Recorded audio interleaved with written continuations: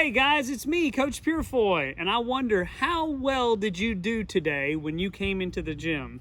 Did you walk in and look at the board and see what it said and immediately do what it said? Or did you go to your seat and you looked around the room and you saw people running, jogging, and walking, and then you're like, oh, I'm supposed to be doing that too?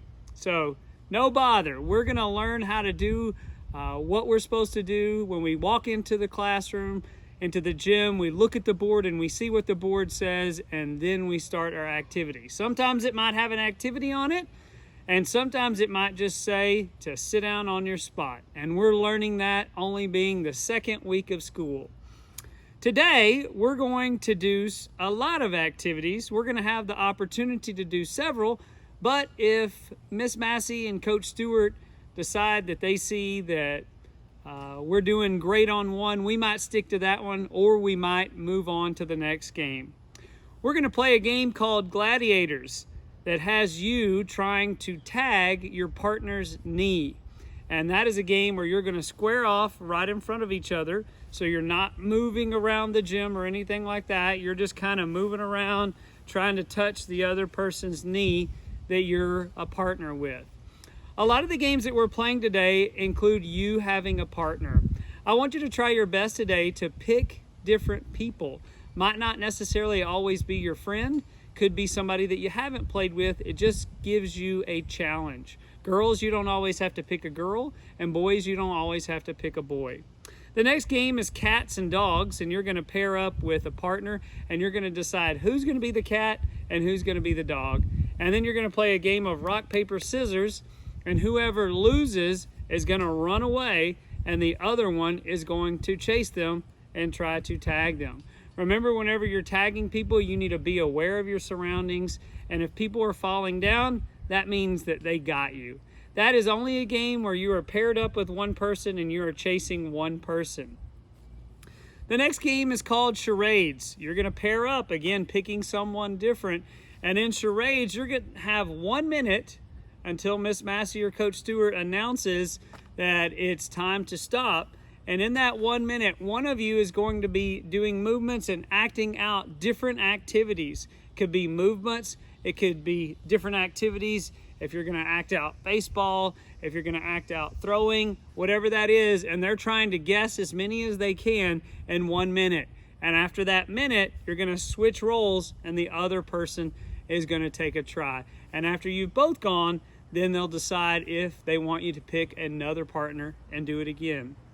Next game is called Numbers and Letters. In Numbers and Letters, you're going to just move around the gym, just kind of walk around, kind of mingle around the gym, and then you're going to hear an announcement, and that announcement will be a number and a letter. So if we were to call out the number 4 and the letter E, you would need to group up with 4 people and using your body or group together, making sure you're still social distancing the best you can, and trying to make the letter E with 4 people.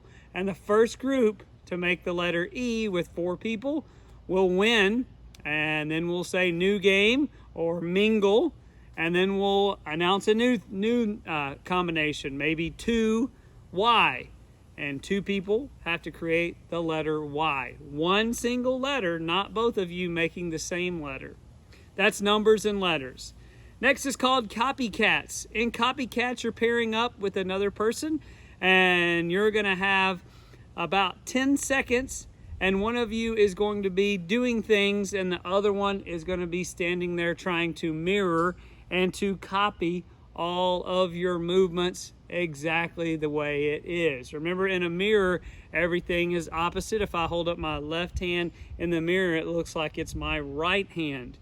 And you're going to be copying them for 10 seconds until you hear the word time, and then you'll switch roles, and then you might have a new partner after that.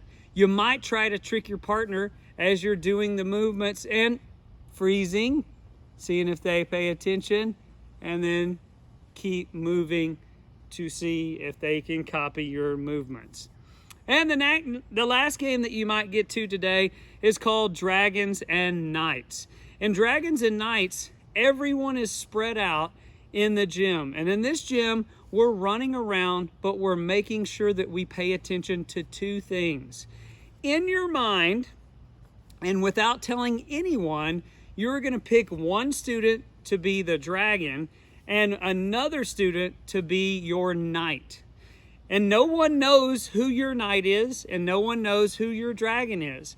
But the object of this game is to keep your knight, whoever that person is, in between you and your dragon. So you're running around the gym and you see your knight and you see your dragon over here. Well, you got to move to the side so that your knight is always between you and your dragon. And that's called Dragons and Knights. Now, I don't know if you're going to get to all of these games today, but the ones that you get to, now you kind of know a little bit how to play those games, and then Miss Massey and Coach Stewart can explain a little bit more on some of those details and questions that you might have. I hope you have a great day today being active, and I look forward to being back and seeing you soon.